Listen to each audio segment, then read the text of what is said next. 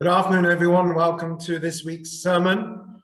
We start, as we normally do, with prayers for all those in distress, those who are unwell, particularly those who were injured in the terrible tragedy last week in Meron on Lag BaOmer, that everyone should have a full, speedy recovery and a return to good health, and all others in distress around the world. Please turn to page 510 if you're following along with me in the singers, and we'll sing the traditional tune. Shalom Alay Sesawena Yel Harim Mayayin Yava Ezri Mayim Adonai Oise Shamayim Baretz Al Yitein Lamoit Raglecha Al Yanum Shoim Recha Hinei Lo Yanum Lo Yishan Shoim Yisroel Adonai Shoim Recha Adonai Tzilcha Al Yad Yaminecha Yoimam Hashemesh Lo Yakeka V'yoreyach b'layla Adonai yishmorecha Mikol ra yishmor es nafshecha Adonai yishmor teischa uvayecha Meyata b'yad olam. A song of ascents. I lift my eyes up to the hills. From where will my help come? From the Lord who makes heaven and earth. He will not let you stumble. The one who guards you does not slumber. The guardian of Israel neither slumbers nor sleeps. The Lord is your guardian and your shade at your right hand. The sun will not strike you by day nor the moon by night. The Lord will guard you from all harm. He will guard your life. He will guard your going and coming now and forevermore. We'll say prayers for those who are unwell. If you have names to add, you can add it yourself, or let us know during the week so we can add it to the list.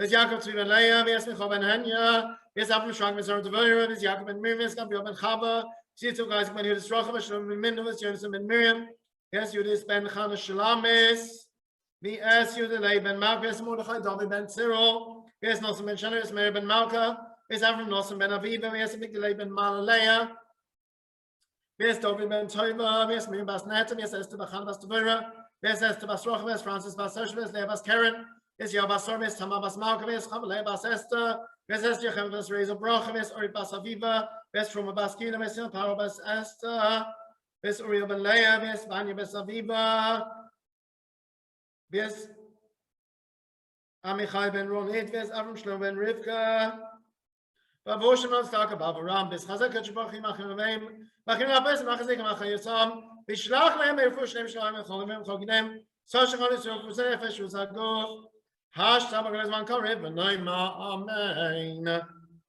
We wish long life to the Lester family on the passing of Marjorie, to the Simia family and Plorna families on the passing of Barbara, and to those with Yortzeit this week as follows. This Shabbos, Jean Brill for her husband, Gerald Isbit for his mother, Ros Medallia for her father, Max Michaels for his mother, and Leslie Selwyn for her mother. On Sunday, Agnes Conway for her mother, and Eva Hyman for their mother. Doreen Jacobs for her mother, and Jackie Pam for her husband. On Monday, Adele Parley for her sister-in-law. Tuesday, Peter Friedman for his mother, Martin Kay for his sister, Ellen Moss for her mother, Helen Perlmutter for her brother. On Wednesday, Lisa Foe for her father, Karen J for her father, Julian Rainsbury for a friend, Norma Sedler for her sister, and Jeffrey Windish for his mother. On Thursday, Barry Field for his mother, Stephen and Malcolm Finn for their father, and Yvette Henderson for her father. On Friday, Linda Asher for her husband, Shirley Ashton for her mother, Lawrence Cohen for his mother, Beryl Klein for her mother, and Barry Ward for his mother. Wish everyone long life. Chaim Aruchim. El Merachamim, Sheikhin Bamroimim. Hamatzim Nuchan Chayna, Tachans Kamei Ashchina. V'ma'alois Kedeshim Turim, Kazorkim Asirim, Es Nishmois. Elio Chaim Ben Yisrael Avram, Yesrif Kabas David, Ves Miriam Bas Michael, Ves Chana Bas Beryl, Ves Simcha Hershel Avram.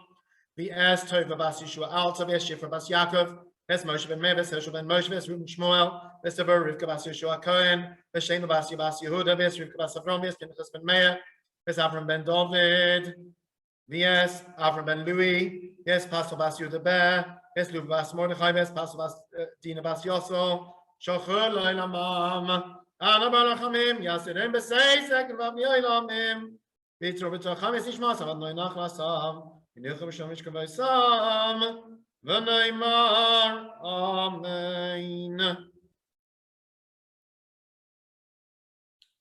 So now we move on to this week's sermon. In this week's Sedra Behar, we read about the prohibition of lending money on interest, what's called in Hebrew ribit or ribis. You have a similar concept in Arabic. I think it's even the same word. You have what they call Islamic banking, where they find ways not to actually charge interest. So I was reminded of the old story about the couple that go to DFS to buy a sofa, and they're about to sign on the dotted line for their new three-piece suite. Of course, it's on sale. DFS sale has been going on, I think, forever. And as they're about to sign, the salesman says, now, of course, what I forgot to tell you is that you walk out of here today with this magnificent three-piece suite, and you don't pay anything for 6 months. And the husband says to the wife, we better run away. They've heard about us. So what's the problem with interest? So one of the classic explanations is very simple. When you do things, you lend money to people, if you're a money lender or a loan shark, but even if you're a legitimate money lender, you give someone a sum of money, and then for the next however many months or years, they pay you money, and you can sit at home and do nothing while your money earns money. It might be a good investment, but there's no work on your part. You give them the money and you sit back and wait for the cash to come rolling in for the next however many years. With a mortgage, it could be 99 years these days. And the Torah tells us, no, you can't do that. And interestingly, what you can do is you can go into business with someone, a partnership. So there's something called a heta iska, where you make an arrangement that somebody will be your partner, they will invest in your business, and then they can earn profits. But simply get paid to sit at home because you gave someone a sum of money, Torah says you can't do that. What's the lesson in life? The lesson in life is very simple. A person thinks to themselves, my kids have grown up, or I've reached a certain point in my career, or in my life, in my social life, my religious life, my family life. I can sit back, I can retire. I can go sit on the beach and reap the rewards of my hard work, whether it's at work, whether it's with your family, your kids, or socially, or spiritually. I've done what I need to do in that particular relationship, in that avenue, in that area of my life.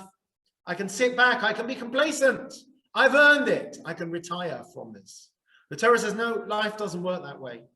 Every relationship in life, work relationships, spousal relationships, parent-children relationships, and yes, spiritual relationships, our relationship with God takes constant work and effort and investment. You're never too old, you never retire. And I was reflecting on this as we reopen our communities and our shuls. And Shavuot, we're hoping to have Kiddush for the first time in over a year, and to start to hopefully go back to some semblance of normality. And it struck me that when it comes to community, when it comes to shul, as a rabbi, I'd be the first to admit that it's very easy to become complacent. You're just treading water.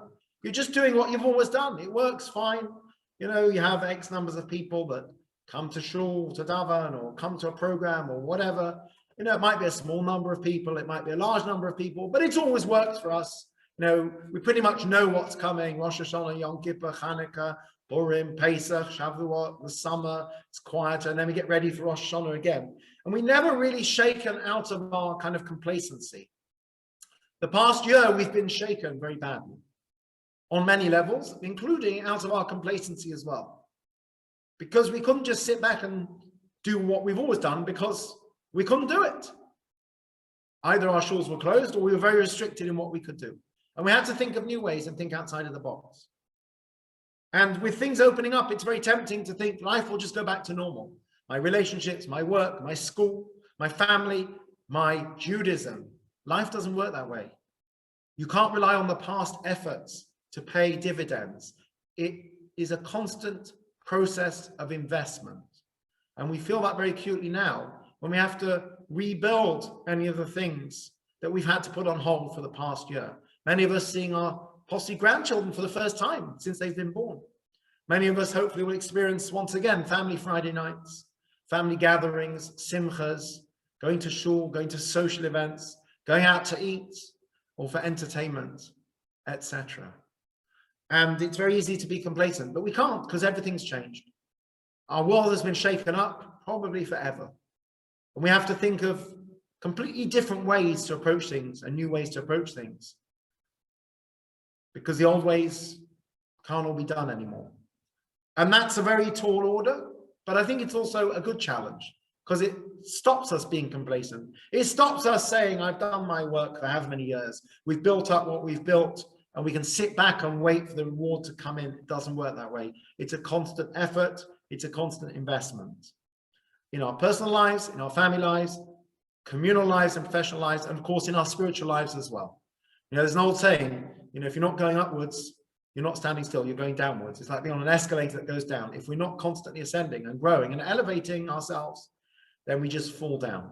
It's tough, it's hard work, but it's worth it. And we have an excuse now, we have a push from what's going on in the world around us to force us to take stock and really think about the things that we took for granted until now, reevaluate, and hopefully have a new appreciation for the things that we perhaps took for granted and new ways of doing things, given the challenges we face. I hope we can all rise to that challenge and not just sit back and let everything pass us by, but we will rise to the challenge. We'll find new ways to engage in our spiritual lives, in our family lives, our community lives, our working lives, and we will never take things for granted or expect a free lunch, as it were.